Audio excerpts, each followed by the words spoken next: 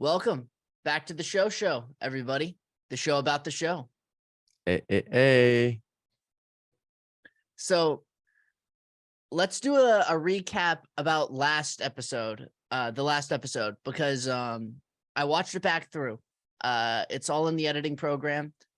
So I got a sneak peek at it. I watched it through a little bit, and I'm still not happy. Why not?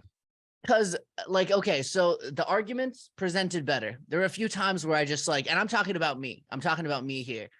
Some of the arguments, I'm fine with it, right?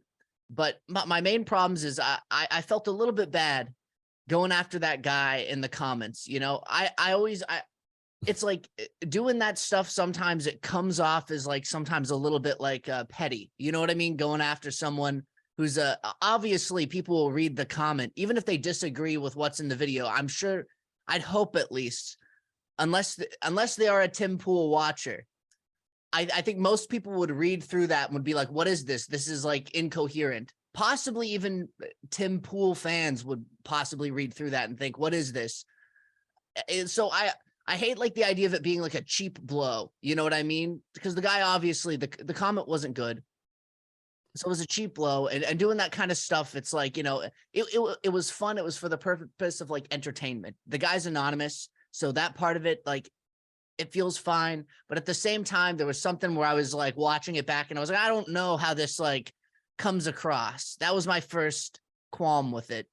And then the second qualm was there was parts and this happens again, doing the podcast since the beginning, since when we first started with the Not Your Cousins podcast, there's always moments where you look and you think man, I wish I would have said that differently or put that forward in a different way. I would look at something that I said and I would say, no, that wasn't presented in the right way. Or I said it, I the wording, even when I watched it back, was no, that's not correct. That's not right. You know what I mean?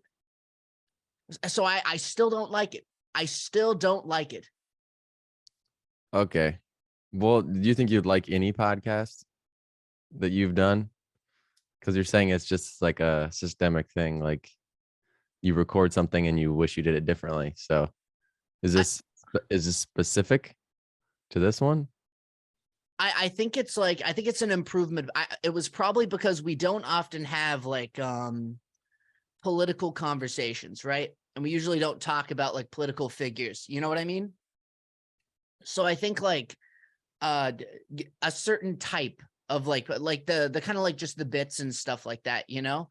I remember in the beginning too, even just talking about having a regular conversation on a podcast. I'd look at it and I wouldn't like certain things and then it would get better. You know what I mean? And I think that's happening now, but I think because we're doing something that is just innately political. It's not we did political bits with the Not Your Cousins podcast, but we never directly stated, something that we thought. It was it was all bit based. Mm-hmm. And that's easier to kind of vaguely put out a point that can be left up to the audience versus when you're doing a political segment, it's very putting it all out on the table directly. Yeah. And to do that, it has to be organized in a certain way. And that's what usually most political commentators do. They they present it in a very organized way that's presentable, and that the audience can get behind, you know? Yeah. Okay. So it's just when you talk about politics, because you're being so specific, there's no wiggle room. It's just, you're just saying something clear and decisive. Yeah. Even if I know what I'm trying to talk about, or I know of something that I'm trying to provide as evidence, it's hard to not have receipts. I've noticed that I think a lot of people, the reason why they organize their show with events, political events, or the news of the day, and then they already have things that they're gonna present and talk about. You know, they kind of have a lineup of stuff and receipts that they can pull out and kind of use to back up their points, right? Yeah. Just going freestyle at it. I'm trying to remember like some kind of point that I'm trying to bring up, but I don't exactly remember the source because I watched it a long time ago. Or I'm talking about something that somebody did a long time ago or did recently in some video, right? And then I'm just talking about this video, and I don't know. I could imagine when I watch back the footage, I'm like, somebody could just like not get what I'm even talking about. Like it could just sound crazy because like where's the receipts, you know? Someone could search it up easily and they'd find it. But is somebody going to do that even? Somebody especially who already is like adamantly against what I'm possibly saying, you know? If I say like somebody did this and I disagree with it, someone could say, well, no, I don't even want to like touch that in any meaningful capacity. I don't even want to like search that up. I don't want to check that. I just want to disagree with it because I like this person, you know? Yeah. And so you want everyone to like you? No, not at all. I mean, on a political, you can't on when you do political segments, you know, they're very divisive in nature. You know, you're never going to get a bunch of people that agree with you. You're going to get a lot of people that disagree with you. It's going to be a mix of both. But I think like for a political show to look professional, it has to like the things that are said and put forward have to be organized in some capacity, you know? Last episode was better than the previous episode. But again, I didn't know how I felt about the ripping apart the guy in the comment section. And I thought it was funny. And it was fun. It was fun because it was like, you know, again, this guy, like, it's not like it's actually his, like him. It's an anonymous account on the internet. And obviously the guy was like, it was insane. Like they're like incoherent comment. But like spending so much time on it maybe is what it was. Addressing comments, not a bad thing. But perhaps like spending too much time, that's a problem. And then another problem is like, again, just it was better, but I still felt slightly incoherent in some parts of the episode. Yeah. So one thing is like becoming more aware of what your actual belief is so you can communicate it clearly. And then that being aided by materials that help you say that succinctly would make it better and more compelling and less room for interpretation in a negative way. Yeah, but the thing is that I know, I think where I lie on the political spectrum, but it's easier to like pinpoint it if I'm talking about like an issue, you know? Like I definitely, how do I put this? Like when I'm talking about some of these like political figures, political commentators, it's like I'm almost upset that I talked about them without having like focusing on one specific issue that was like pertaining to something that was actually happening now, you know, or current. And we talked about, you know, abortion and Roe v. Wade. That's very like that's very current. That's very current news, you know. But you know, to talk about them without actually having, again, a video up, which is what a lot of shows do. They pull up a video and then they discuss it and they dissect it, you know. And that's kind of how the show goes on, is they're reacting to something, I suppose, and then they're pushing back. Like just talking about it and bringing up their side of the issue and then trying to explain it and then trying to explain why I disagree with it. It feels like there's some like disconnect that happens there, you know? Mm-hmm. And the main thing is that even talking about, like, again, bringing up like Tim Pool or Ben Shapiro or those are the main two we talked about, even Alex Jones, but bringing up those people, it's like those people I feel like bringing them up without having like that context is just like bringing up these people that are they do nothing. You know what I mean?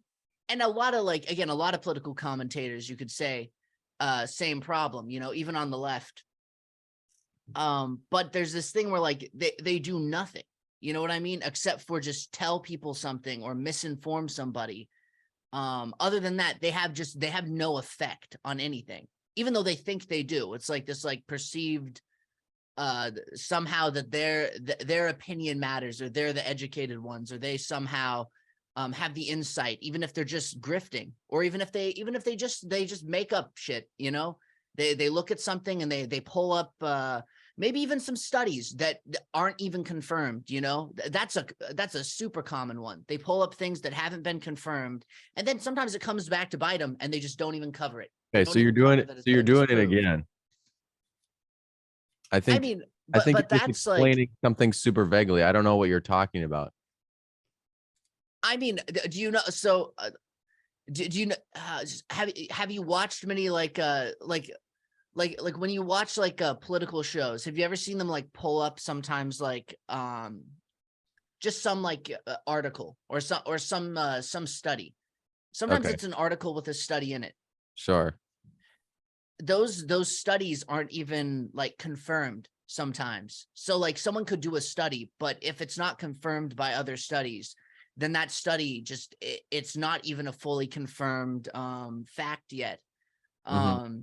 And of course, people on the left do this too. I'm not going to say that they don't. Of course they do. But it's a common tactic. And people like Ben Shapiro will pretend like they don't do that, that somehow they're different from the rest of the run-in-the-mill political commentator. But it's the same thing.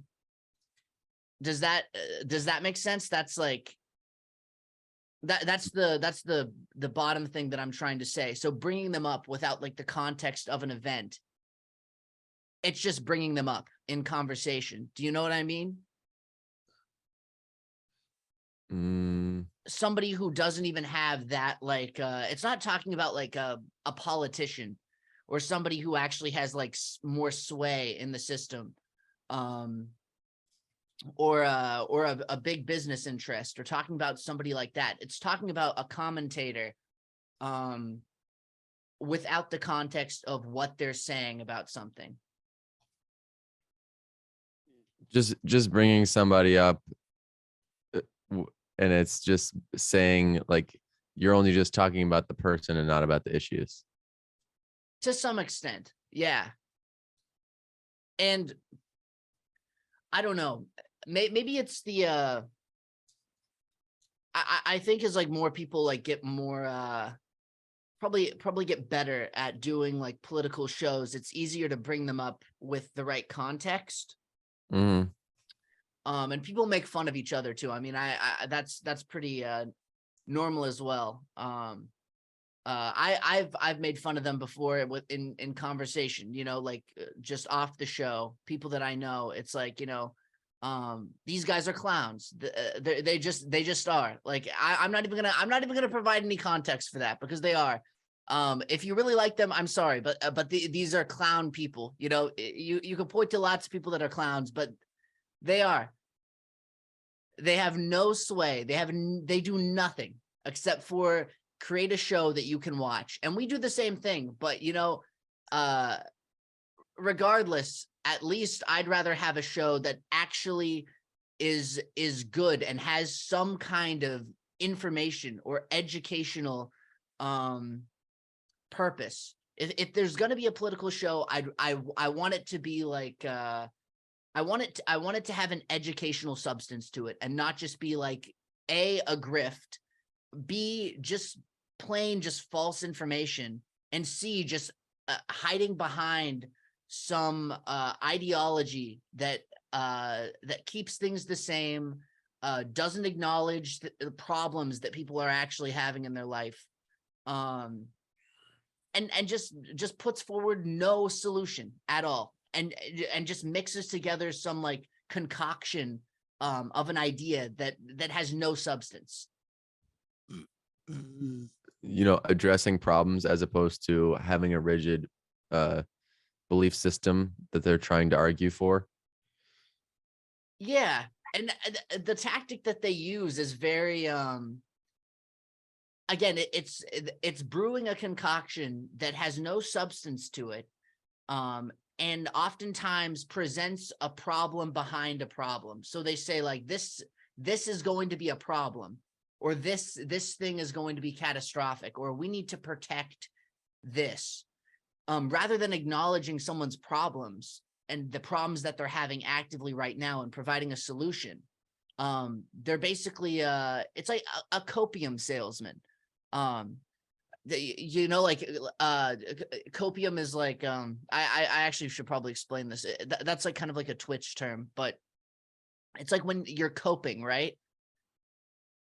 So the Okay. copium is like it's like a metaphorical just settling down, just coping with it, you know? Mhm. And they're copium dealers is what they are. They deal out this copium to have people cope with their problems, but never give them a solution. Have them come back for more constantly. Okay. So how do you be educational? That's a difficult question. It takes like research, which definitely the past 2 episodes we haven't done. Yeah. I can only bring up examples of what I know about how these shows work. We haven't talked about any major issues as of yet.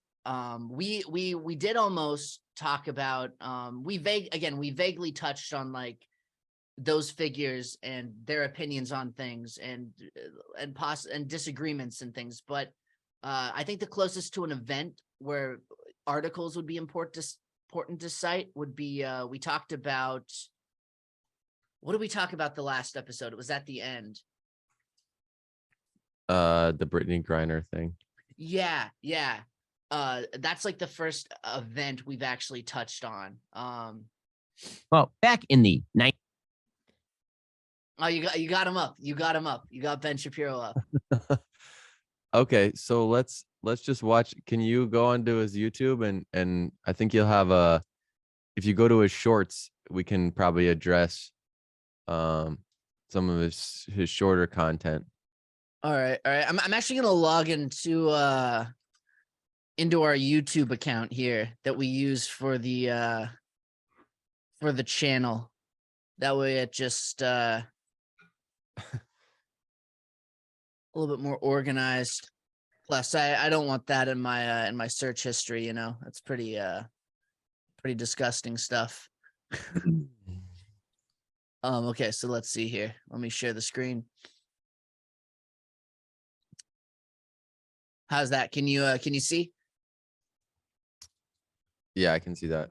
Okay. How do I make this bigger? Now, well, I'll leave it. You see that man in the pipe with the pipe there? The man with the pipe? Yeah. Oh, yeah, I see that. Yeah, when you just ain't got it all together. I honestly don't mind that guy. I think he's interesting. That's cool. I'll have to check him out. Yeah, you could or you couldn't, but I'm just saying. No, still. I'll definitely remember to try and find this guy. You know, I think he was recommended. Maybe I saw him here when I was logged into our account. I don't know if he was recommended to my personal account. He might have, but Okay. So we'll go to Ben Shapiro's right. account. Let's check too. So let's check the comments. I don't know if we've had any. I've looked a couple times. I haven't seen anything. There's nothing. Okay. All right. So let's go and see what's the latest with Ben Shabibo here. Okay. Okay, let's see. If you go to the shorts, probably we'll have a few different things to react to. Okay, let's see. Men watching porn is different than women. That seems like a hot take. Let's see. I can't hear it. Oh, you can't? Oh shit. No. Can you I hear probably it? need to. Yeah, I can hear it. Let's see. I probably need to. Is there any way that I can do this where I can just give you audio without restarting the share? That's what I'm wondering. Advanced sharing options. Shoot. Yeah, I think I'm just gonna have to stop the share and then redo it where I can share audio. Let's see. Share sound. There. Your wife looking How about that? Yeah, I can hear it. Okay. Let's see. at pornography that would be in any way similar to a wife catching her husband looking at pornography is just ignorant. You're ignoring a major mechanism of evolutionary biology, which is that men are driven by the visual toward the objectification of women as sex objects, and women are just not driven in exactly the same way that men are, which is why the vast majority of consumers of pornography are men. The difference between how men and women treat the human body is just completely different. And pretending that if you caught your wife looking at pornography that would be in any way similar to a wife catching her husband looking at pornography is just ignorant. You're ignoring a major mechanism of evolutionary biology, which is that men are driven by the visual toward the objectification of women as sex objects, and women are just not driven in exactly the same way that men are, which is why the vast majority of consumers of pornography are men. The difference between how men... I just wanted to run it through 2 times because we kind of cut in there a little bit later. Okay, so that's one full watch through. So, well, who cares? Right. That's what I think. Who cares? Why is he trying to say this? He's trying to convince it's okay to watch porn for women? Is that what he's arguing for? Like, okay, this is one of the classic like Ben Shapiro kinds of things. So he basically like he uses like small like kernels of truth to kind of put forward his broader message. So I think probably what he's trying to say here, this is like he's building a layer. Like it's like building a layer cake, except some of those layers are shit. Okay. Are just absolute shit. So this layer is one that's like based in like, yeah, sure.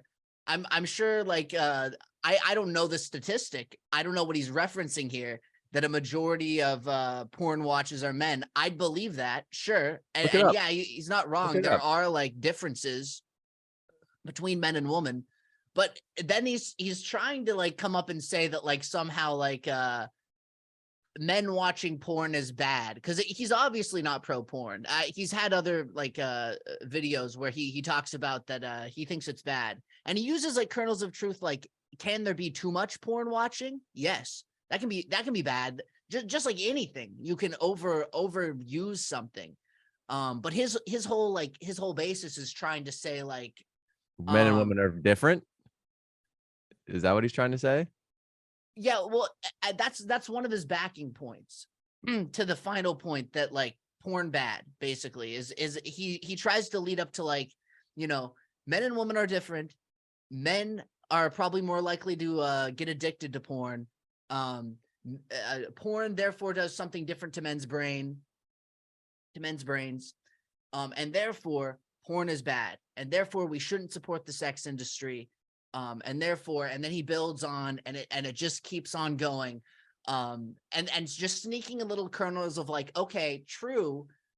But even here, he doesn't even state his final like message. This is just like, I'm assuming this is just like stating something that's quite obvious and not stating his final end goal. Okay, and he used the word majority. So can you look up what percentage of porn is watched by men? Let's see. We'll have to be careful here too, because who knows what will come up first. Percentage of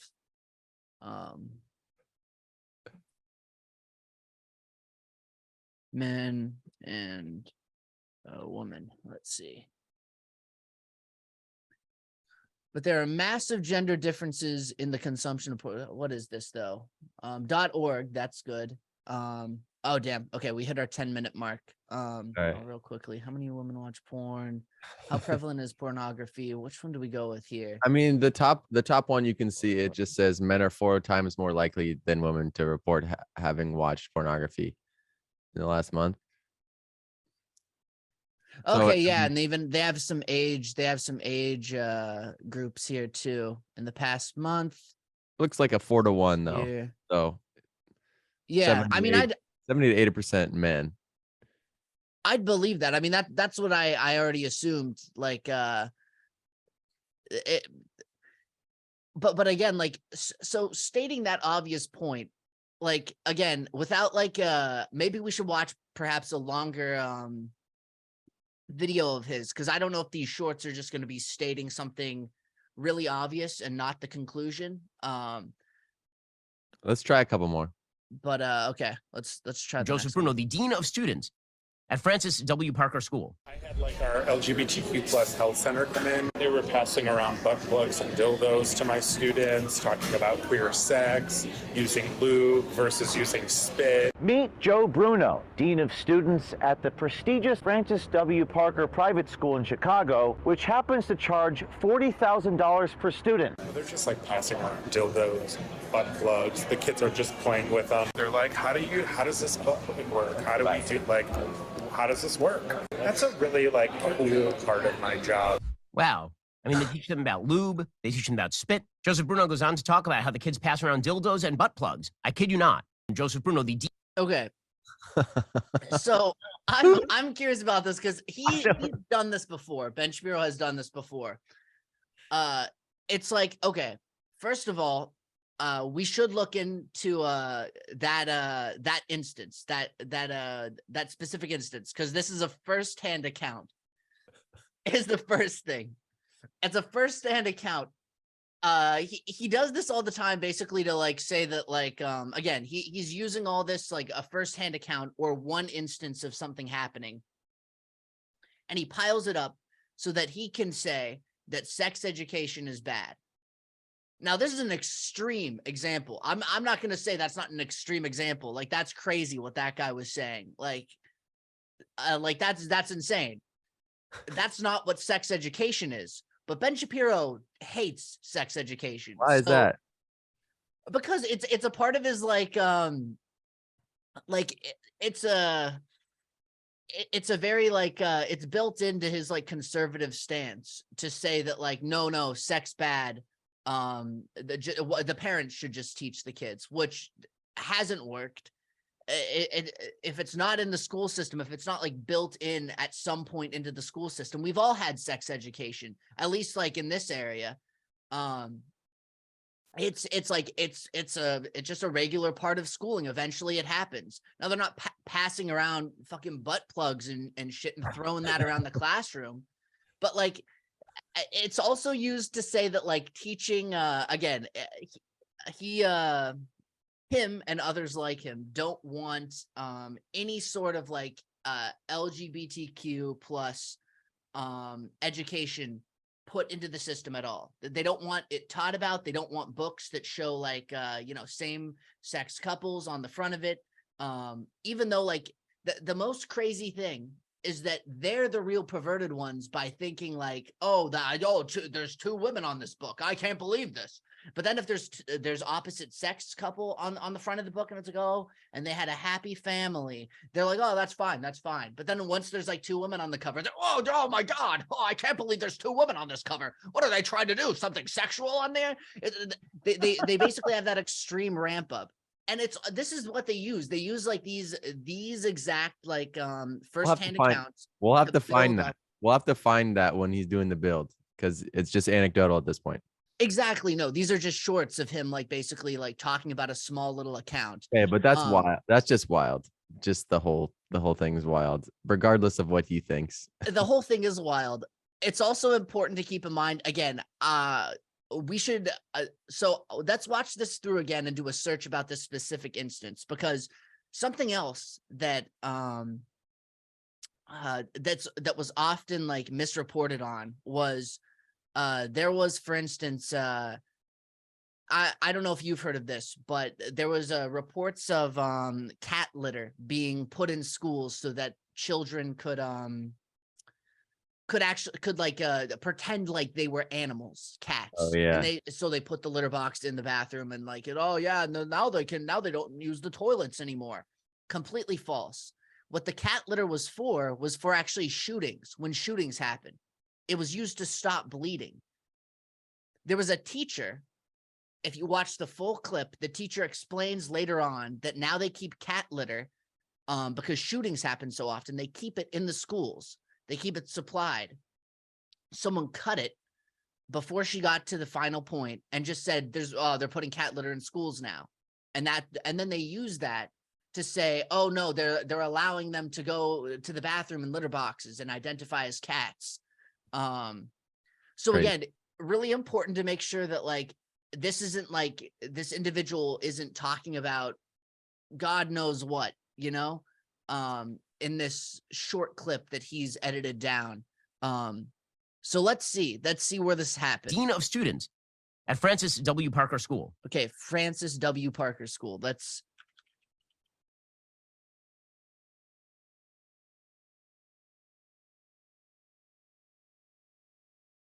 By the way, I mean, it's just too, it's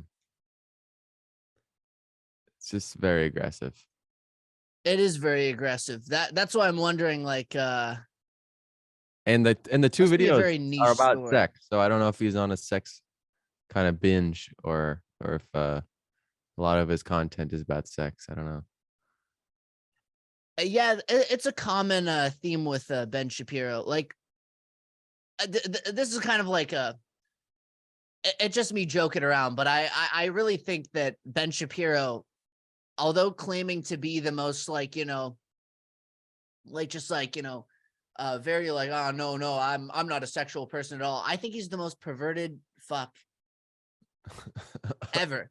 Like I think secretly, like he like, you know, again, this is just, it's just what he likes to cover. I don't know what else to say. It's just his little thing. All right, this bottom one. He's thinking about those butt plugs is what I'm saying. I'm Mm. sorry. He's thinking about those butt plugs. He's thinking about them. That's what he's doing. Okay, the New York Post has a article about there at the bottom.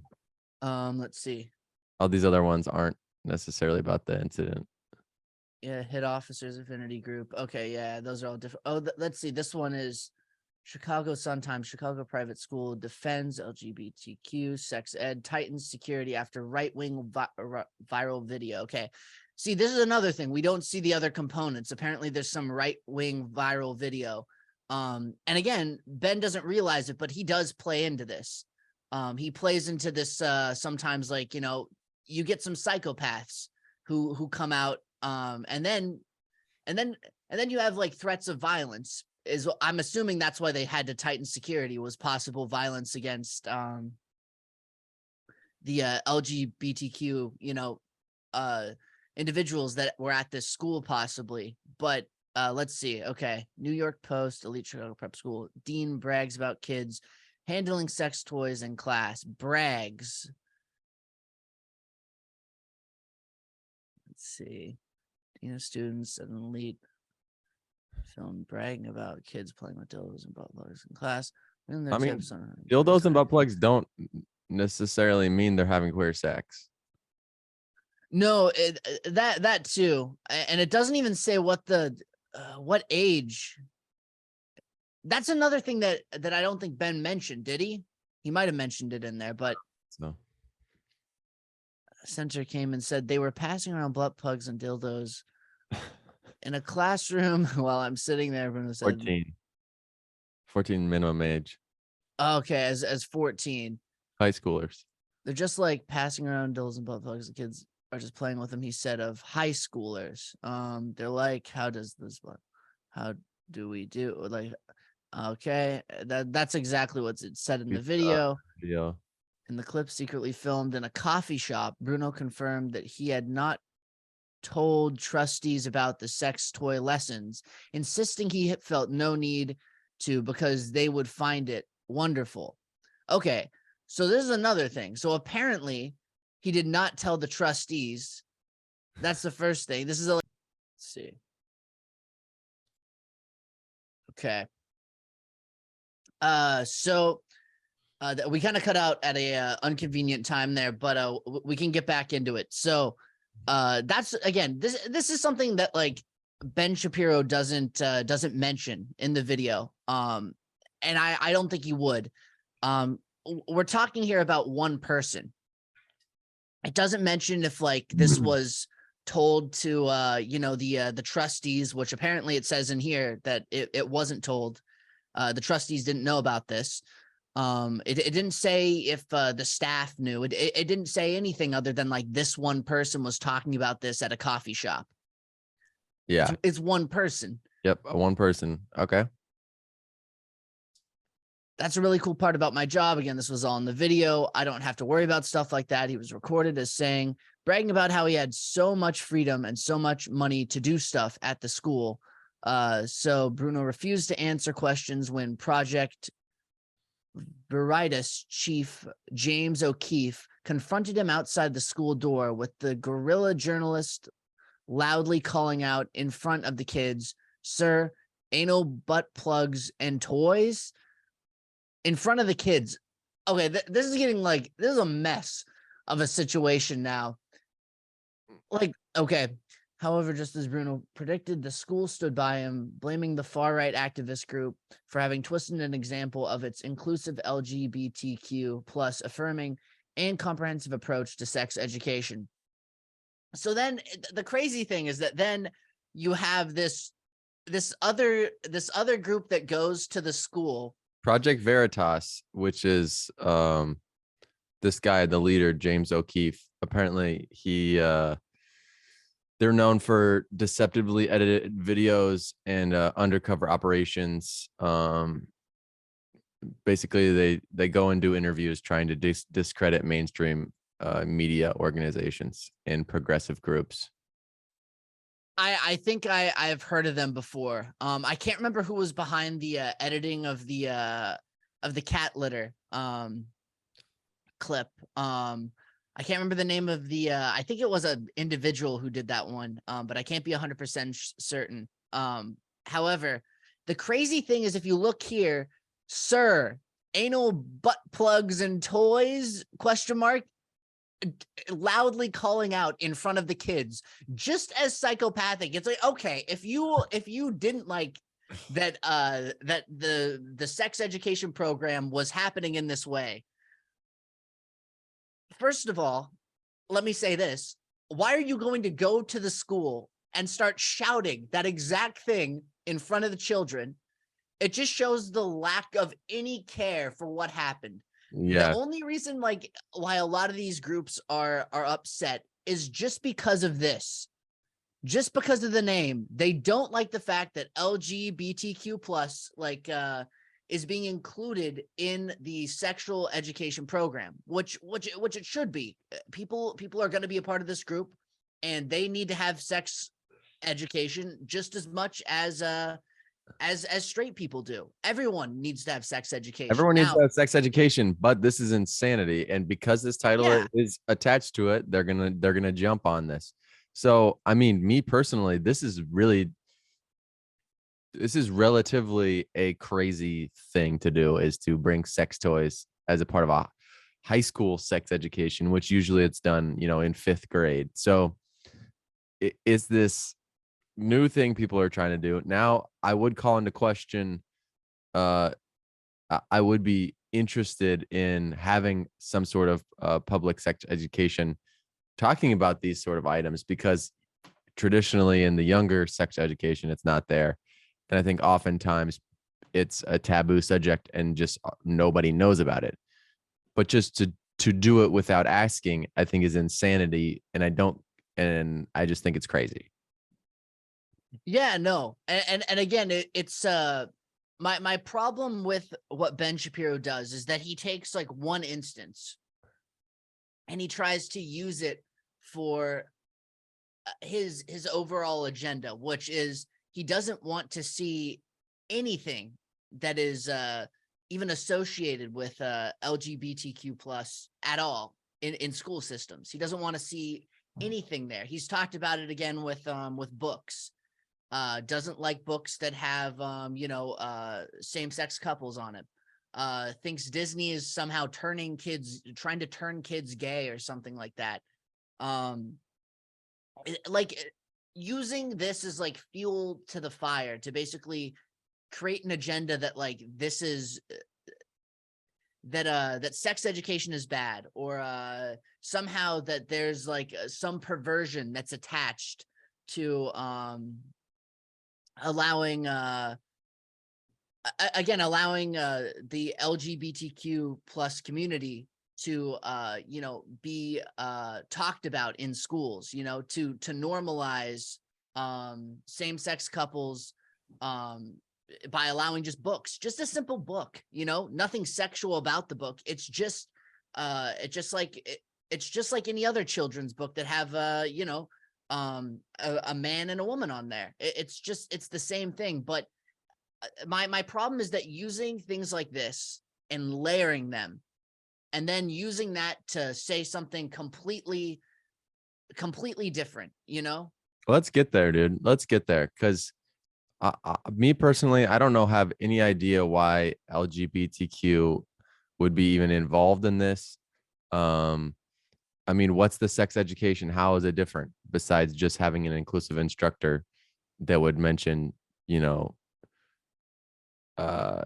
having sex with the same gender and maybe precautions you would take with that. The sex toys have nothing to do with that. I don't know politically. I mean, this is just a fucked up thing this guy did. Yeah. That's as far as I can tell. I can't tell any modern issues that this addresses. So I think I'd like to move on. No, exactly.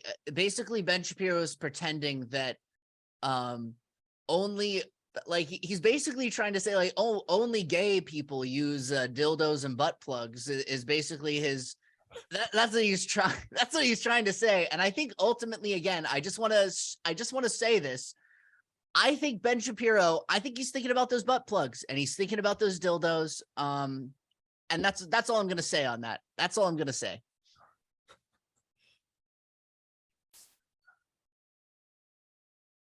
And again, too, like, we only looked at one article, so I don't know. The school might have a different side to this. Fine, dude. It's fine. But yeah, that's basically the bottom line of that one.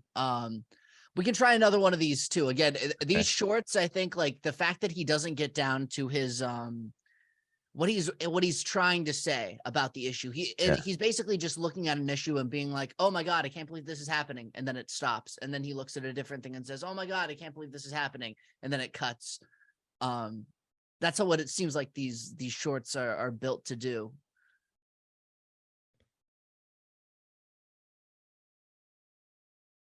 Okay. You're going to go to the next one?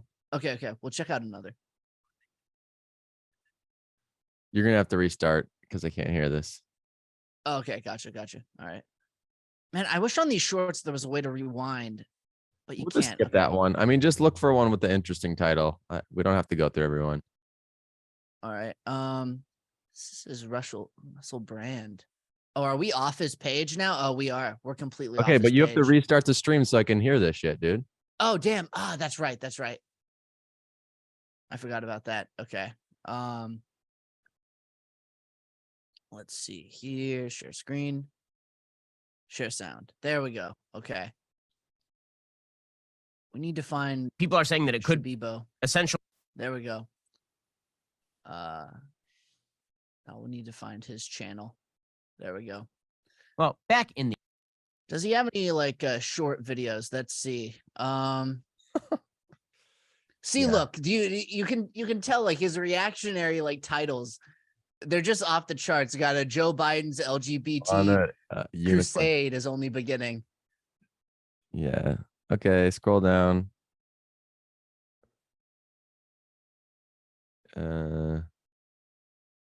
Keep going.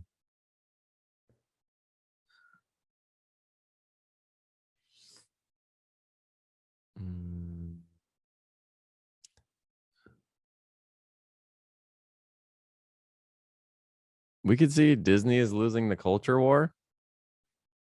Yeah, that would be interesting to see. Yeah, okay. Let's see. Washington State residents, if you have a utility meter like this on the side of your house, you could get paid. Well, back in the 1960s, there was a group of people who were called the neoconservatives. This is not like how we talk about neoconservatives today, meaning people who are just sort of hawkish on foreign policy and pretty vague about the terminology. There were a group of people who had decided that they were conservative mainly because they were liberals who'd been mugged by reality. They didn't shift their social policy. What they really realized is that their policies with regard to crime and foreign policy had been a gigantic fail. Well, we are about to see a wave of people who are returning to reality because it turns out that the left has been mugged by reality and continues to be mugged by reality. And we're seeing it all over the spectrum. We are seeing it in the media. We are seeing it in politics. We are seeing it with regard to places like Disney. So yesterday, Chris Rufo, who's done just yeoman's work in exposing the political indoctrination that has now become part and parcel of the Disney brand, Rufo released tape that he had obtained of an all-hands Disney meeting reintroducing old and now new CEO Bob Iger. Now, Iger is very much to the left, so much so that there was talk a few years ago about the possibility that Bob Iger might actually throw his hat into the ring for the Democratic presidential nomination. There's only one problem for Bob Iger and his wild left perspectives on life, and that is that in taking over Disney again, the stock price of Disney has dumped completely. So Disney stock was about $183, 47 cents, September 17th, 2021. Today, it is at $94.69. So it has been sliced in about half over the course of the last year and a half. Okay, here's an initial slander of somebody's competence, which then he'll do some manipulation of that to then say that there's something wrong with his beliefs to cause him to basically cut Disney stock in half. So just starting off with that, bashing Bob Iger, and then we'll see what he says about him. I noticed that as well. Something that I thought was interesting is that he basically was like, oh, Disney is a leftist company, which I disagree with to begin with, which I can get into later. But then he's trying to say like, okay, Disney leftist company, therefore stock price fall. He's trying to make it seem like, oh, because it was a leftist company in quotations, that's why the stock price went which is down. possible, but just note that he's saying bad stuff about Bob Iger, and he's going to spin it. So go ahead. Yeah. Or so. Not even year, about a year is really when it started to dump. And one of the reasons for this is because Disney decided to go woke. God, So see, fucking what? I can't believe like it's just so obvious. It's like that's the thing that like gets me about Ben Shapiro, and it's because they went woke. It's like maybe it's because the Disney Plus platform was actually failing on them, and again, streaming services across the board have been losing money. Look at Netflix. Look at all these ventures that they tried to go into. It didn't work out for them. You had the pandemic, which also had them close down tons of their amusement parks and things like that. That's what drives me insane. Is like the obvious point of why the company was losing money is right there on the surface. It has nothing to do with like, oh, they made a woke movie, whatever that means in quotations. Like, and he's not even like, he's trying to pretend like it's like the Democratic Disney or something like that. He's trying to make it like party politics. There's many different like there's many different things that can be considered leftist. Economically, Disney is always going to be conservative no matter what, because they're a big business. They're a big company. You know, what they do is they try to make profit. They don't want taxes. In fact, if anything, Disney would agree with Ben Shapiro more than any leftist on an economical spectrum. They want low taxes. They want to rake in as much profit as they can. They want to do stock buybacks. This is what they do as a company. Yet the only reason why Ben Shapiro disagrees with them is because what they had a gay couple in a new Disney movie, and that pisses him off. So therefore, he's like, that's why the stock price decreased. Okay. Yeah, I mean, it basically fell in half over the last year and 8 months. But honestly, okay, Bob Iger was the CEO for 15 years. He started in 2005, and definitely Disney wasn't woke in 2005. At least Ben Shapiro wouldn't argue that. So all of a sudden, Bob Iger, I mean, I don't get it. He was the CEO for, most of the last 17 years. So how does that have anything to do? He's just totally changed his whole approach. You think? Is that what he's arguing? Yeah, I think he's trying to argue that once Disney started making woke movies, and I want to say woke in quotations because, again, that can mean so many different things. This is like a broad term that he uses for anything that he dislikes. That's his go-to term, is it's too woke. But he's trying to claim that once they went woke, somehow just the stock magically just started going downhill, as if people were just like, oh no, it's so woke. Now they're losing money all of a sudden. It's he fails to like recognize like the actual economic conditions that caused Disney to lose money. Again, talking about a pandemic that had them close down their amusement parks. We're talking about Disney Plus not doing as well as they thought it would. That includes Hulu. That's another, acquisition that they made. Okay, dude, pull up the stock of Disney on the internet. Let's see. And then go to Max. I don't know how far. Oh yeah, it goes back really far. Okay. Okay, so as you can see in 2018, it was about the same that it is right now. Yeah. It only jumped during the pandemic. Probably because everybody was at home and they bought Disney Plus and there was a launch of Disney Plus. Okay. Yeah. And then it I died see off. that. Now it's back to basically where it is before. So yeah, and their streaming platform didn't end up working out anyways. Like the crazy thing is that like somehow like they were making even woke movies right about during this time anyways, according to Ben Shapiro.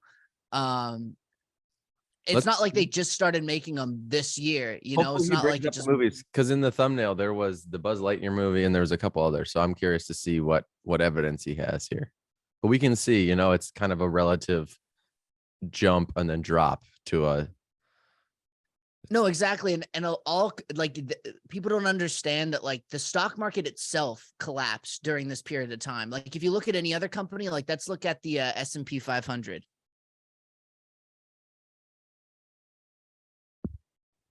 Again, if you go to Max, look, there's a drop off there too. Not quite as intense, but if you go to like anything, like again, let's look at Apple stock. Tesla, dude.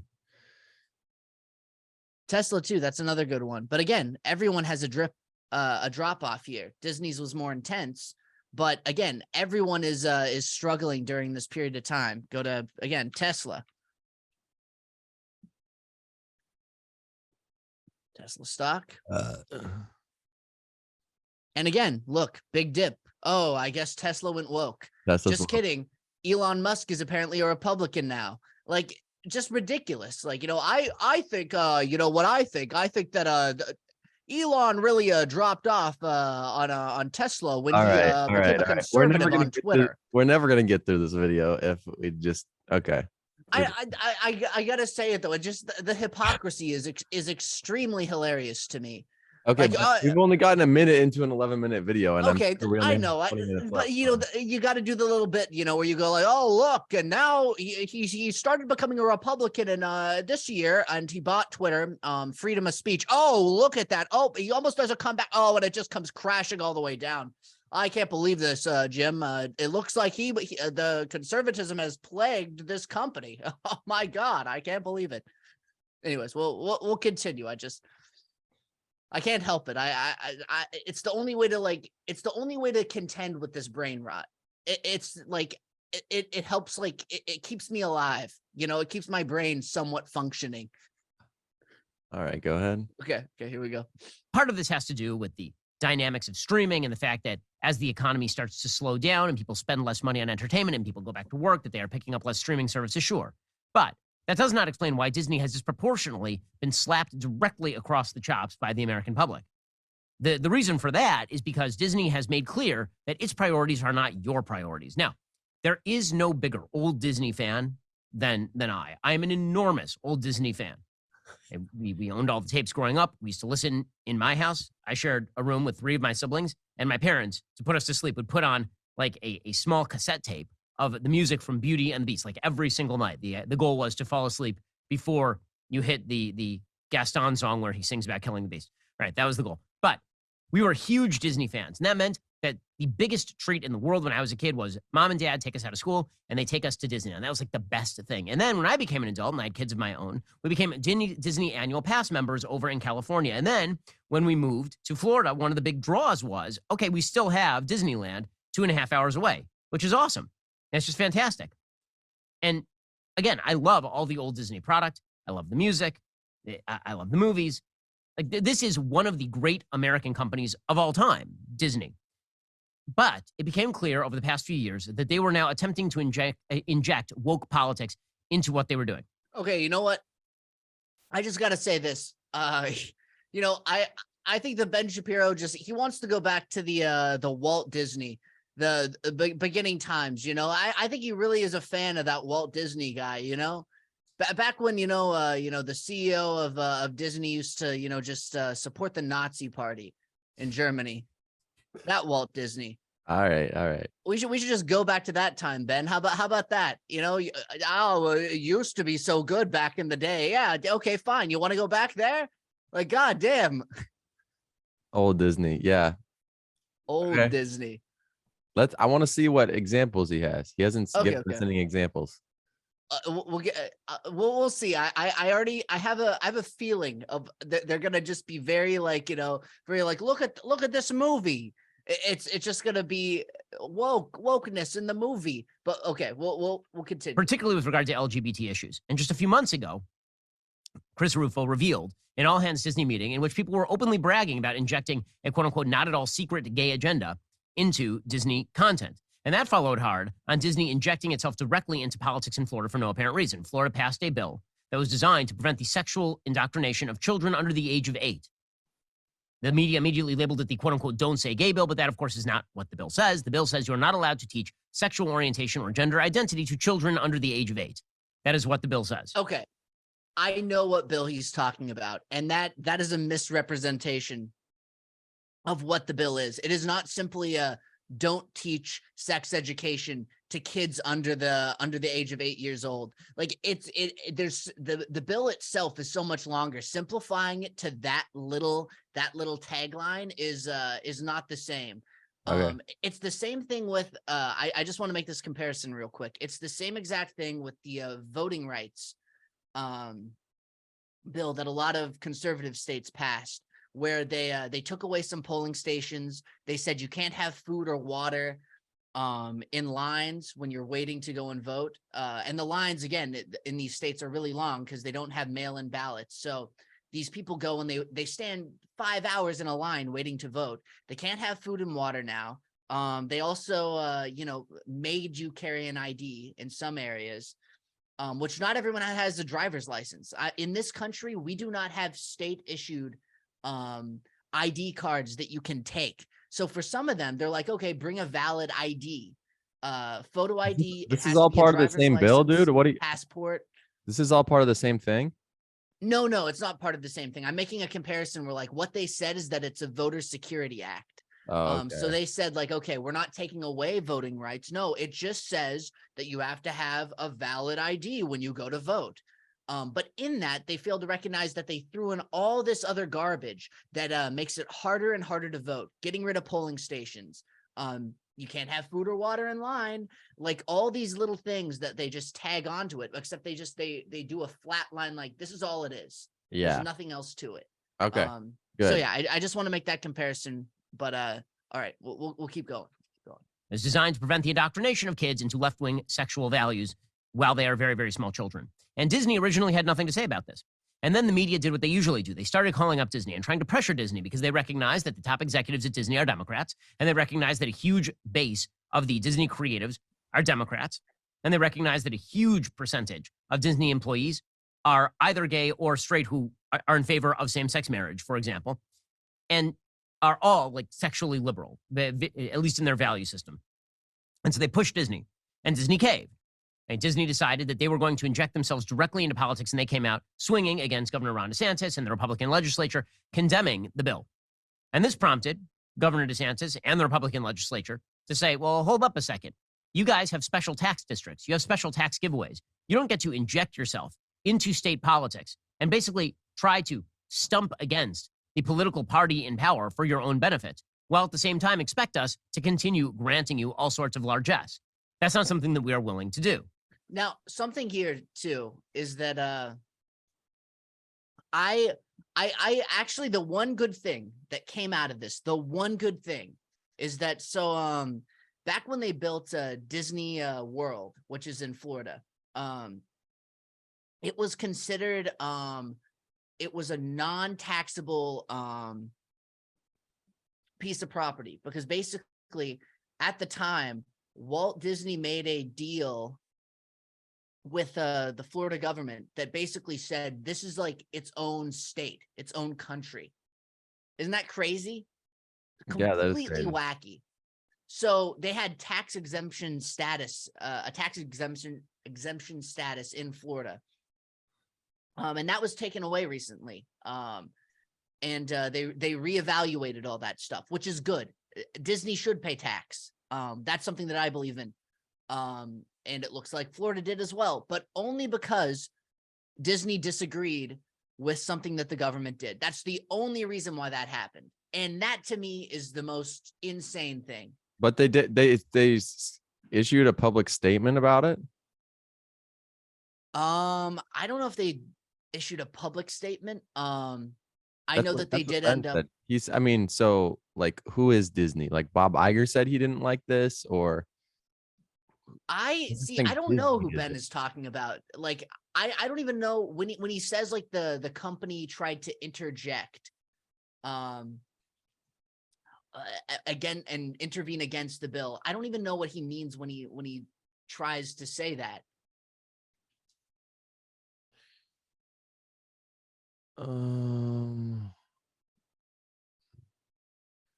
Disney employees shared their outrage on social media when the company did not denounce the proposed legislation.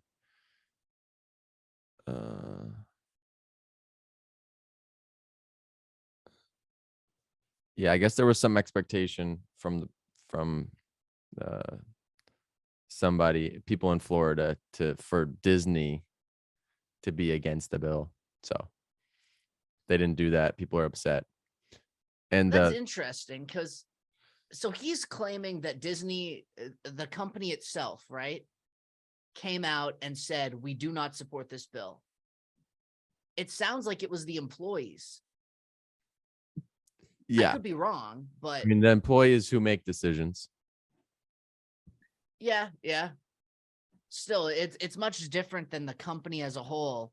And by the way, the crazy thing that even like Ben doesn't even state this, but like Disney's purpose is to create money. They're a company. This is the same thing with any company. They do what the people want them to do, because they want to, appeal their customer base. They want to make more money.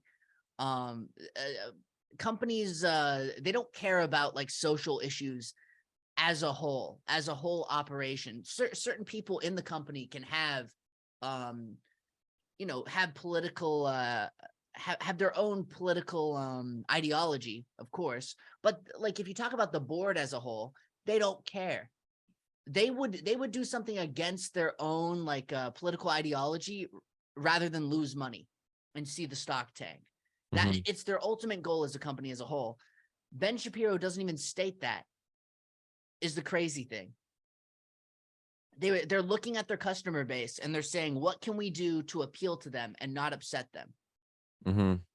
Same thing. Like, this has happened many different times. It happened with I think Nike shoes, when people were burning their shoes because they got really upset that Nike had this commercial that was disagreeable with a lot of people. It happened with Gillette razor. There's plenty of things, and they set up these commercials not for the purpose of like being politically active or trying to put forward a nice message. Sometimes they even do it for the outrage, because they know that what happens is people will get angry. It puts their name into the press. People will start like buying more of the product who like them, and then the people who are angry forget after a certain period of time. There's a period of time where people forget that they're angry and they continue buying the product again. And it's a win-win for them. the bad PR only lasts for so long before people forget about it, move on, and then we'll keep on using the product because they're such a big name. So we got 9 minutes left on this one. Oh, damn. Okay. Go ahead and play it.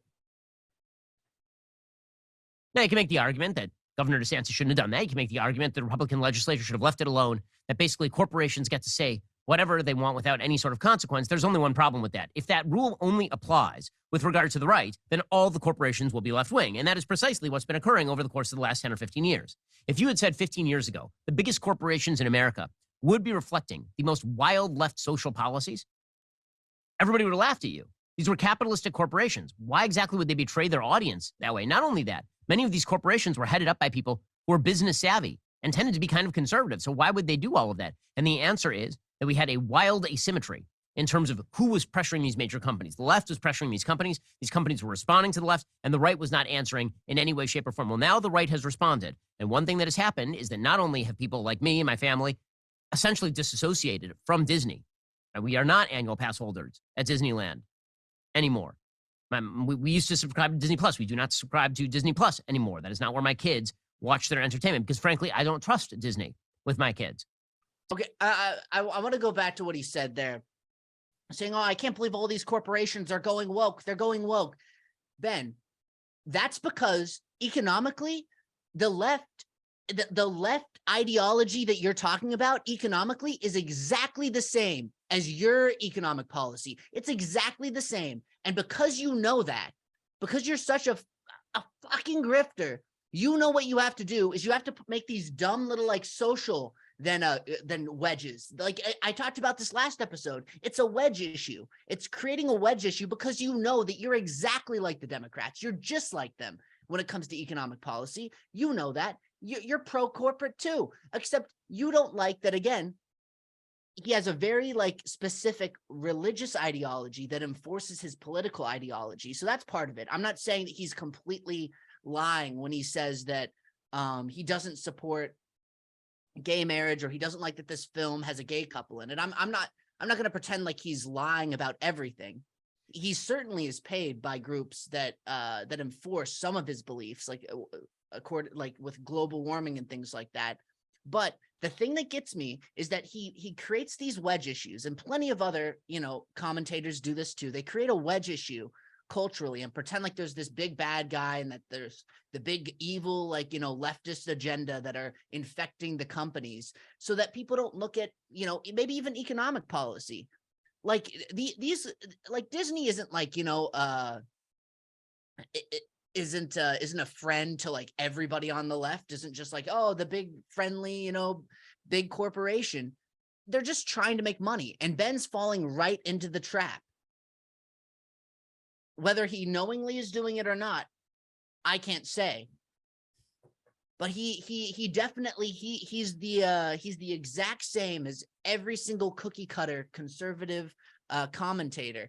And even on the left too, you see it again, but it's like creating a wedge issue, in some kind of like, fashion to pretend like there's this big like agenda infecting the public. All right, press play again. All right, we'll continue. Disney used to be a place for innocence and childhood magic, and now Disney is a place where you go to see a lesbian couple in Lightyear, or you go to see a 16-year-old boy hit on another boy in the new Disney movie that came out last week.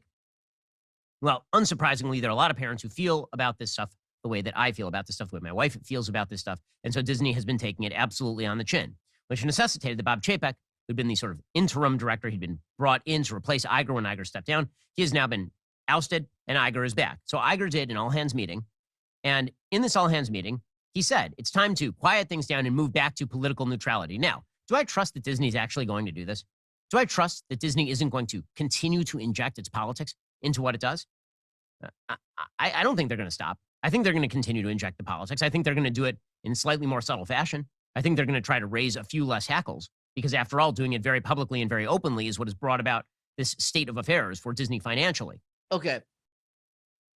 How much time do we have left? It's 5 minutes, 4 minutes on the clock. Okay. What he's saying here about like, it's politically motivated. a movie that has a same-sex couple. When he says that, the thing that gets me is he's pretending like somehow a same-sex couple is political in nature. It's like, okay, so they make a movie about a same-sex couple. How is that political? Like, what's the political statement behind that? Is the statement that you don't like to see movies that have gay couples in them? Don't watch the movie, Ben. Just don't watch the movie. You don't, no one's like Clockwork Orange, like holding open your eyes and forcing you to watch movies that you don't want to. It's like, just watch something else. It's like, what? Well, he is watching something else. He is, yeah. And now he's like just complaining about it, that there's a movie that exists from a big company that has a same-sex couple, you know? Yeah. It's insane. Politically, to me. it's saying we believe that same-sex couples are okay and should be portrayed. That's political. That shouldn't even be like a political statement, though. And the fact that someone would get so angry that there's just even a movie that exists. It's like if someone got mad that I'm sure he'd hate this too, but like what's the movie that there was a movie that came out well, anyways, there's been lots of movies about that in the past, but somehow pretending like because it's supposed to be a kids movie, like how is a same-sex couple more sexually charged than a male and a female couple, you know, when shown in a kids movie, when shown like as a family, when shown in that sort of regards. Yeah, Like, I mean, that's the real question. I saw that new movie. What was it called? Disney movie, Strange World. Yeah, I saw that movie. I have not seen it. Hey man, they did it was a weird movie. I think ultimately the story of it had nothing to do with these teenagers, boys that were flirting with each other. It wasn't a central plot point. It was kind of just done in a very strange way, in a way that was that just stuck out in the film. I would add also that like the parents in the film were like kissing each other a lot and like touching each other a lot. It was a weird movie, dude. So Okay, I don't have, that's I don't fair. have, That's fair. I don't have, I haven't I don't have seen a, it. I don't have a problem with it. They can make whatever movies they think people are gonna like, but I guess they had too many eyes on it probably because it is this giant issue that people are talking about it, that it kind of like fucked up the creativity of the film. It was not a central plot point, and it honestly did not contribute to the plot even, you know, hardly at all. So it was weird. That's unfortunate. Like that again, like We're if they about to could cut do out. it in a We're way. about to cut out here. So why don't you just start another stream and we can finish this video off. Okay. Sounds good. I'll stop the share. Okay, here we go. We're back. Do share screen, share sound. Okay. And let me get us back up here. So anyways, like going back to what you were saying about the movie, I haven't seen it, so that sounds really uncomfortable. And I think it's unfortunate that it was put forward like that, you know, with that many eyes on it, like what you were saying. I think that like the unfortunate thing is that Ben Shapiro is going to use that uncomfortableness to say that it's bad that there was a same-sex couple, or that there was flirting happening between two male teenagers in the film, that's like somehow more sexually charged than if it was a male and a female, you know? So I mean, why is it even in there? Why is it even in there? It just seemed like they had this movie and they're like, okay, now we're going to add this in, which is cool. But why is there a romance in a children's movie in the first place? Especially if it just happens at the beginning. Like they just did it at the beginning it was like a 2-minute scene, and then they went on an adventure in the middle of the earth, and this other character is not even in the movie the rest of the time. That's a good question. I would say that it's unfortunate because a better way to like introduce something like that would be in a more normal setting. You could have a movie about a family where there's a same-sex couple. You could have two females or two males, and you could have them they adopted kids, and it's a different style of family. There's many ways they could have like introduced a story that has that in it. Ben Shapiro would be angry no matter how it happened. But it's unfortunate that the movie went about it in the way that they did. But that is a creative problem. Creative problem, which is easy to jump on by these hooligans. So let's see how he wraps this up. All right.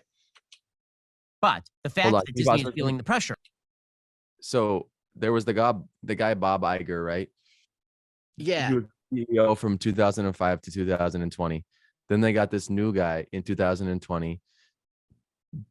And then he was the new guy up until very recently when all this shit started happening and people were hating on him. So they kicked him out. And then Bob Iger is back now. And then he's saying all of a sudden, oh, he called this meeting of all the shareholders and said, hey, we're going to go back to politically neutral. And Ben's like, no, I really don't believe that that's true at all. And there's no evidence for that. If anything, there'd be evidence that Bob Iger would make decisions that were politically neutral. But he's just condemning Disney permanently because, hold on, are you still there? Yeah, I'm still here. He's condemning Disney permanently because this content is now permanently in their catalog, and so now he can never be okay with them.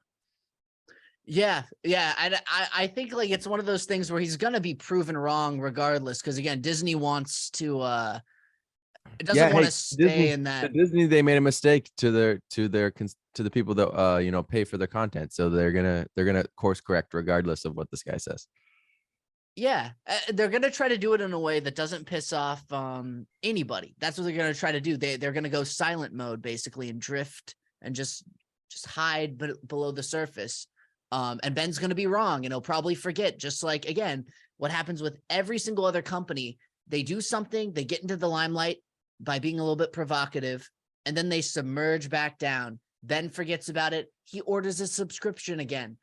People who watch his show do. It's the classic move. And then people who were, happy by the move and say, finally, there's some some movies out there that aren't just like framed in the network of like the typical, man, woman, kids, classic family trope, in the movies.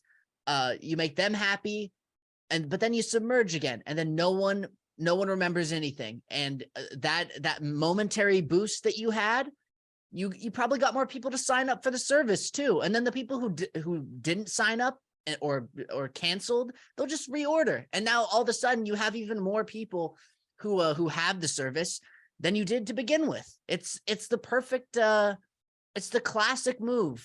All right, let's stay on the topic of the video, and I want to finish it in this episode. It's crazy that Ben is falling into something that he claims to not even know about, which I don't know if he does it on purpose. I don't know. You can never tell how much he's truly if he truly knows, like if he truly believes what he's saying is the fascinating thing. I wonder that a lot. But just play the damn video, dude. We'll keep going. Once again, a sign that when the right rears its head, not even the right, when mainstream parents rear their heads and say, we are not interested in products that try to sell this garbage, then corporations do listen. Counter pressures work, in other words. Here's Bob Iger admitting that it's time to go back to neutrality. If you're a reader, you are secretly a writer. Many cast members had wished that Disney stayed out of politics. Will Disney stay out of making political statements? You know, I think there's a misperception here about what politics is.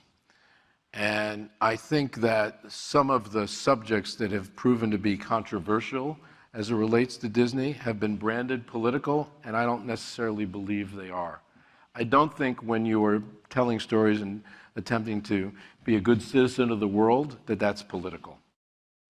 Okay, so you can already hear that he is reluctantly dissociating. So this is why I say I don't trust Disney at all, because what he's saying is it's not really political. When we inject LGBTQ messaging into children's film, that's not political, guys. That's just the way the world works. And this is the left-wing echo bubble that exists in Hollywood and in the media, is that no matter how far left they push, they're just reflecting reality.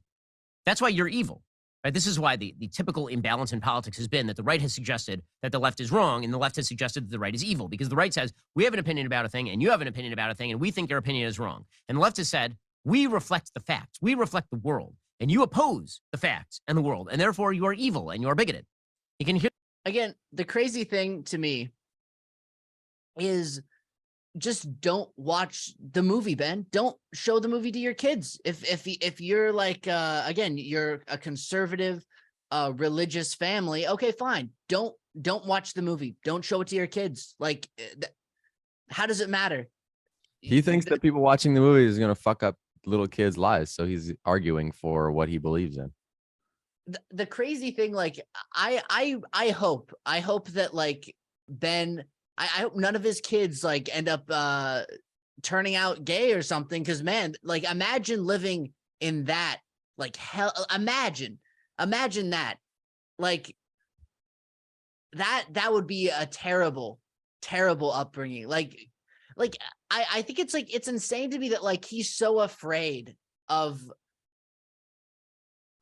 somehow like someone like sees a gay couple and goes like, oh God, oh man, oh, I'm not straight anymore. Like, what is the logic behind like his fear? There's no scientific basis on anything that he's saying. It's basically putting out there that like this is bad. Your kids are gonna see a same-sex couple in a movie, and it's not the typical straight couple. Ooh, spooky. What's going to happen, Ben? Some kids will be confused by that. They will be confused. They're straight, but now they're seeing that there's all these options, and they don't even know what having a relationship is. So like, I would argue that there's a certain level where you're not going to be discussing sexuality with people that can't even, they're still learning like the basics of language, you know? But if that's something that you're going to see in society anyways, your kid's going to be walking down the street and see a same-sex couple walking down the street. In movies, there's no really difference in that. It's all just society. How you portray it is, it sounds like in this movie, again, like having something be overly sexual in a kid's movie. Of course, that's strange. And of course, that's a very that's not an okay choice. That was But the if you're straight. just It was showing- the straight couple doing overly sexual stuff, and then it was just flirtation between the same gendered people. So, But see, the problem is Ben doesn't say that. He doesn't say I was uncomfortable that this film itself was overly sexualized. He focuses on the fact that there's a same-sex couple. yeah, That he uses it as an excuse to attack that element of the film, when that element of the film has nothing to do with the sexual nature of the film. The craziest thing is he's almost, in a way, he's being extremely perverted about a same-sex couple. Like when he sees a same-sex couple, it's almost like he just imagines the things that happen in the bedroom, and then when he looks at like a male and a female, he's like, oh no, I don't imagine. I don't imagine. No, don't imagine anything. If anything, he's the perverted one. Do you know what I mean? yeah. because Yeah. he's the one who's thinking of this stuff. When normal people see that, like, you know, just a same-sex couple walking down the street, we don't think, oh, what's happening in the bedroom there? Oh, I'm imagining all these things in my brain. Ben Shapiro just is thinking, he sees the same-sex couple, he's like, oh, sex. Oh, of course, yes, it must be. Yeah. That's the crazy thing. It's insane. Yeah. I think the difference between seeing a couple in real life and seeing it in a film is by nature, the film is contrived. And then you get to portray it however you want. I know Finding Nemo didn't have any of that kind of shit in it. You know, there was no relationships. There was no, I mean, it's just a kid's movie. There was in the beginning though, you remember there was the fish and they had the eggs and the sea anemone. Yeah. And then the mom dies, right? And like the Yeah. dad has to look over the kids. There is that family element that sometimes in the in movies like that, you know, like it happens every now and then, but There's a family, but there's no like dating and flirting. no, yeah, that's Yeah. something completely different. I haven't watched I don't think any really of the new Disney movies. I just haven't been watching a lot of movies as of lately anyways. So again, I can't comment on the nature of it. What I can say for certain though is that there's nothing wrong with having a same-sex couple in a movie.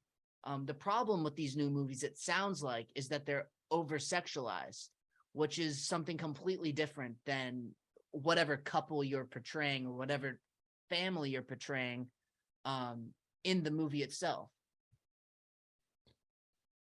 You know what I mean? Like, it's the same thing as if you showed like a straight couple flirting in a really sexual way, right?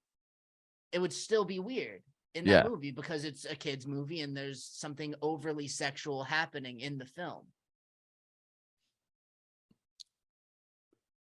Yeah, that's where the majority of the problem is. And then at a certain level, you're not going to introduce less common types of relationships just by the nature of not wanting to confuse younger individuals who have no idea what's even going on. See, that part I think like it's it's like if a kid sees that, I don't think like there's going to be questions no matter what. Again, it's like making a straight couple seem like something different than that of a like there is something different in what am I trying to say here? I think if it's not overly sexual, like what's the difference between the same-sex couple and the you know the straight couple? Like again, if you see like, you know, different couples walking down the street, that conversation is coming up with your kid anyways, and you don't have to make it a sexual conversation when they're really young. You just explain that, you know, people like different people. People get together, and some people people date different kinds of people. That's it. Yeah, You but know, they don't you even have know to what explain. dating. They don't even know what dating is. You can't have a conversation with somebody about dating and you don't know what it is. You And don't if have to say dating either, but it's just like if you explain, like, you know, like they know that there's a mom and a dad, you know, like you don't have to make that there's no like explanation that has to happen. yeah, Like even like at a school, if like the two dads walk into a school or two moms walk into a school, that's never been disruptive in a classroom. I I don't think there's like that's saying that like no, you can't come into the school. You guys are a same-sex couple. Like no matter what, it goes down to this psychopathic behavior where someone's saying no, you can't even be in the same room as the kids. Like it goes down to this crazy behavior that's insane. It's like it needs to just be accepted. But because this movie, it sounds like in other movies, maybe we're over sexualized and the people behind the movie went about it in a way that was really provocative. It sounds like it gave Ben fuel to to attack these movies for just having a same-sex couple in them. Yeah. I don't know. The discussion, the discussion, it's a contrived product for a certain demographic. Right? There shouldn't Yeah, be and I any don't think type- Disney cares. Like Disney doesn't. They're trying to appeal to their audience. I but don't just think what they did don't was address it. So part of the problem is that they addressed it and they made it a focal point in the story. So now all of a sudden, now it's put under a magnifying glass because they're specifically addressing this issue. They're specifically saying, oh, hey, like, look at me, I'm, attracted to this boy. And then later in the film, like when this boy reconnects with his grandpa, he talks about, oh, there's this boy that I really like. And it has nothing to do with the plot.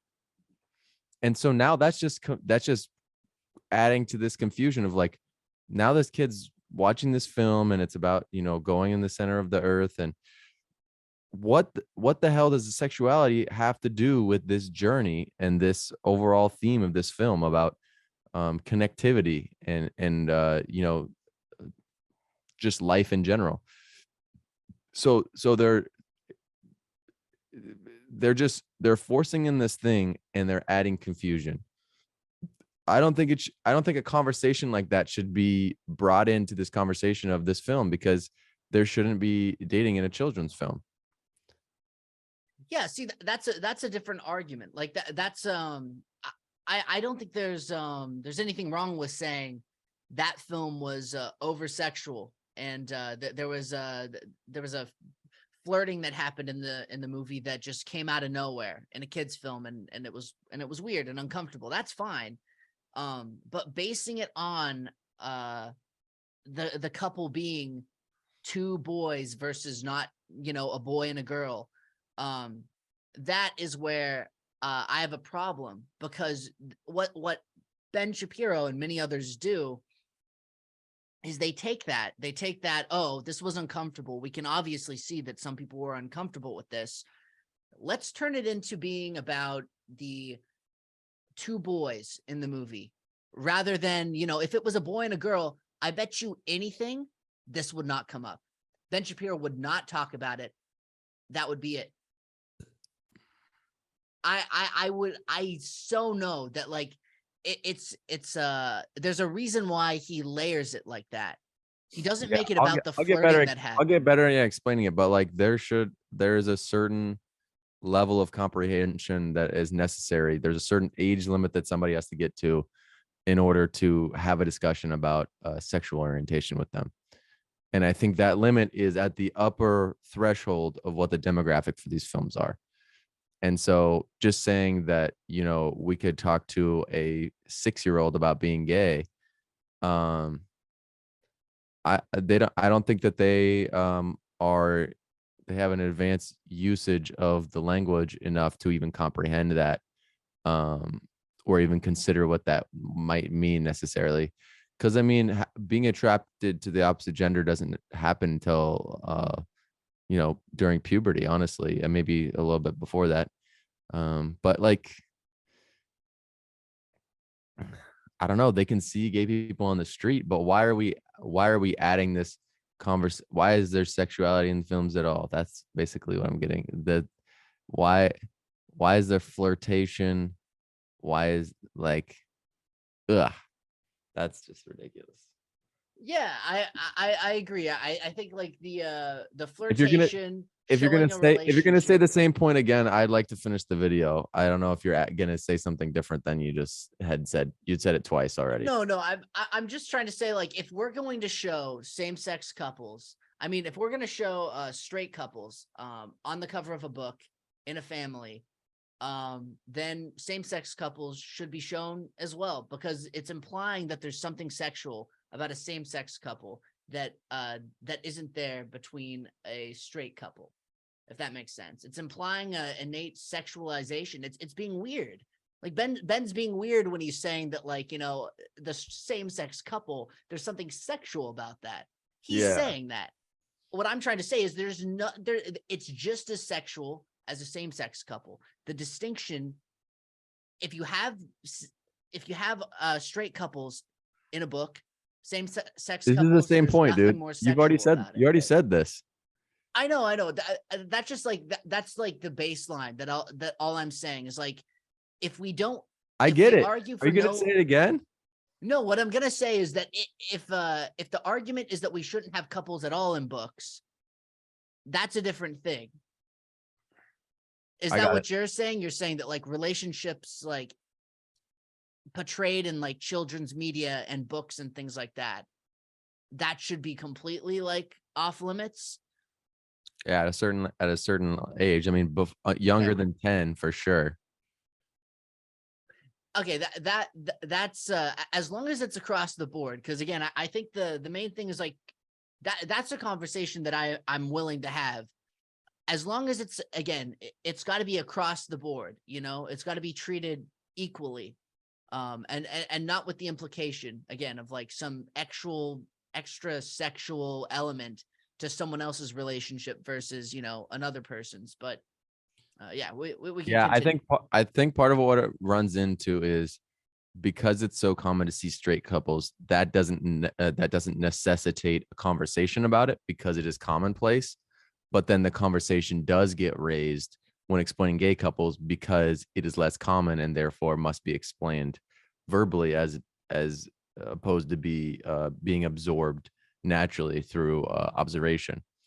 And so now we are having these direct conversations about you know, same sex couples, or, you know, all of the different ways that you can engage with other people. That is being directly having a conversation about it because it's necessary to fill in the missing pieces that we don't, you know, you can see it's less. We have to add in extra information, and I think that information is getting added too early. And so it can't be a conversation across the board because it's not the same thing. We're not requiring a conversation about same-sex couples because that's what these people are used to seeing. See, the problem still comes down to like, it's this implication, and you can't do it without this implication of like a same-sex couple walks into a classroom to drop off their kid. All of a sudden, now it's just like the books, and it's like, get out of the classroom. And it's this again, like there's like, it's creating that narrative no matter what, out of the implication that like we can't talk about this. To some extent, it's in society. This is like this is there's same-sex couples in society, and the only way to be accepting is to not exclude and not be you know, to not talk about it. You don't even have to say anything about it in a book. And it's not even a guarantee that like, I don't know if like kids have ever like asked a question if like I don't know, like there's no like it just creates this exclusion no matter what. And it creates that narrative of like, you know, can't be seen, can't be seen, can't be seen, can't be seen. Which you can't block it out in that way. So I don't care if think I there's don't like care a if it's seen, but damage. if you're opening the dialogue intentionally with a child, I think that's a problem. I don't think there needs I to don't be give a fuck, intention dude. though. I don't give a fuck if they see same-sex couples or any type of couple in a classroom and they see it in real life. But the dialogue being opened intentionally within the actual media, whether it's a book or a film or whatever, if it is a self-aware media, I think that's a problem. But why does it have to be sexual? Just like any other book, you know, about like families, about there doesn't have to be anything sexual about it. Showing a man and a woman standing next to each other in a book, or a man and a man, or a woman and a woman standing next to each other on a book with a bunch of kids next to them. There's nothing sexual about that, you know? It's just a children's book. Yeah, Okay, that's fine. But if it's self-aware and if it's referencing, oh, daddy's I have two dads, I'm different than everybody else, or like highlighting especially, oh, you know, if it's just regularly part of the culture, that's cool. But if you're specifically highlighting it and you're opening the conversation specifically with the child, like if you're actually walking up to a kid and say, oh, hey, did you know that like this, blah, blah, blah. And they don't even know what the fuck dating is. Why is there even media? Why is there even a conversation being opened up about this? They don't understand this stuff, dude. Yeah, it They doesn't have just to like be to play portrayed in outside. Why that. are we talking to them about this? It doesn't have to be portrayed in that way. I'm just saying, like, if someone's gonna freak out over a same-sex couple being on the front of a book instead of a straight couple, if that's where the freak out's coming from, there's nothing sexual about that. And that's like, and if you portray it in a way of like, I'm different than other people in the book, I don't think even that's the, like, the portrayal. You don't have to like make a book that forces a conversation about those subjects in the classroom setting. It can just be portrayed by, as any other family book would, as any other child's book would. It's Yeah. uh Let's get over it. Honestly. yeah, exactly. And show them what exists in the world. Like, there's nothing wrong with showing something that exists in the world. You don't have to make it like sexual. You don't have to like make it some like, grand statement that must be talked about now. Just tell a story with whatever characters exist in real life. That's the thing. Like, it's almost like trying to get rid of that out of all literature that children will read is it's saying that, like, you're supposed to hide part of part of what they would see in society anyways from them. And you don't have to talk about the specifics, but the goal of like learning there is like reading a story, reading comprehension. And the two characters, it really, like, it shouldn't matter. Like, implying that there's something sexual about a same-sex couple is just crazy to me, because like it's the same thing as a straight couple. Yeah. Depends how you do it. I don't know all the children's media, and I don't know how much of them deal with relationships of adults. Yeah, make them anything you want. Yeah, no, But if they're reading the rainbow fish and all of a sudden like it's a gay fish,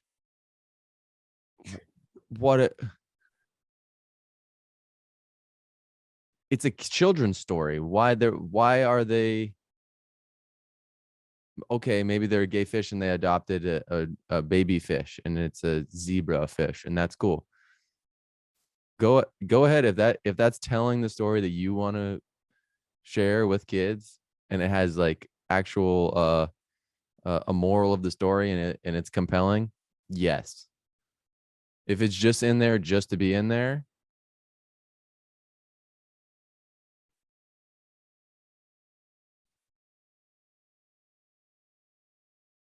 yeah, I mean, and think about it. Like, the moral of the story could even be that maybe they're not accepted. I don't know. Like, there's like, I think that like I don't know. Again, it depends how you write the story. Like, I think the main problem here is that what Ben Shapiro does is he's taking a story, a movie that had something in it that was innately uncomfortable, right?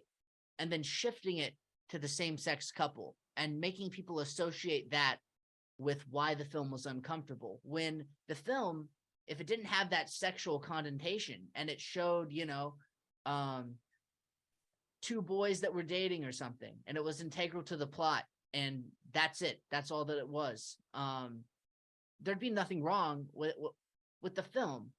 But it's the perfect opportunity for him to take something that has nothing to do with the sex of the couple, and flip it into something that he can use to support, his narrative, that somehow these movies are innately sexual because of the sex of the couple.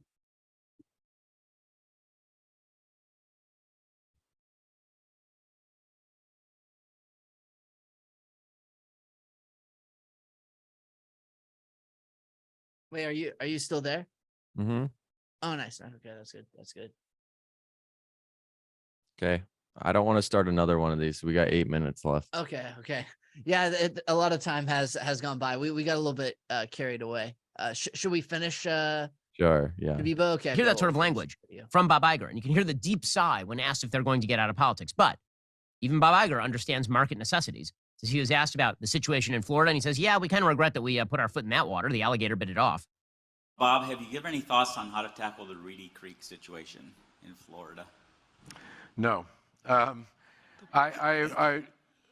have to get up to speed on that completely. Obviously, I followed the news. That development occurred after I left the company. I was sorry to see us dragged into that battle. And I have no idea exactly what its ramifications are in terms of the business itself. What I can say is the state of Florida has been important to us for a long time, and we have been very important to the state of Florida. That is something I'm extremely mindful of and will articulate if I get the chance. But I don't have the details at all yet about what the ramifications are of the decision that was made by the state of Florida and whether we intend to do anything about it. Well, good for Bob Iger for at least recognizing reality, even if through a glass darkly. You can see that he's not particularly happy about having to acknowledge that Disney shouldn't have gotten involved in Florida. Don't believe him, by the way, when he says he's not informed on this. Of course he's informed on this. He's the incoming, I mean, I know about it, and I'm not the CEO of Disney. So he clearly knows about it.